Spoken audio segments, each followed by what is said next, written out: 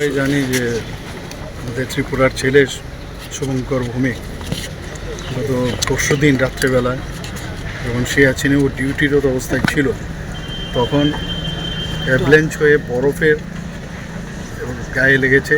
সেখানেই সে দুর্ঘটনায় সে পড়েছিল, কিন্তু যেহেতু রাত্রির বেলা ঘটনা সেখানে রেস্কিউ ওই সময় যাওয়া যায়নি, যা আমার কাছে খবর এলো।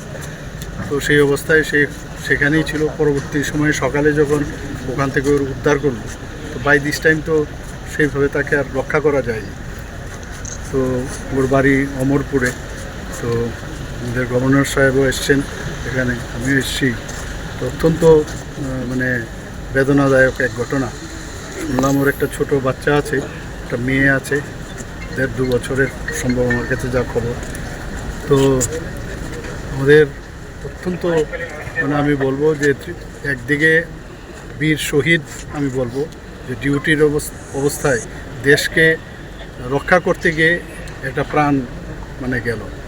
তো আমরা ত্রিপুরা সরকারের তরফ থেকে আমরা যা যা করার আমরা নিশ্চয়ই করব, এবং ওনার পরিবারের প্রতি আমার সহমর্মিতা এবং আমার যা যা আমার ব্যক্তিগত তরফ থেকেও যা যা সহানুভূতি আমার থাকবে আর হেল্প করার ব্যবস্থা করব। ঠিক আছে।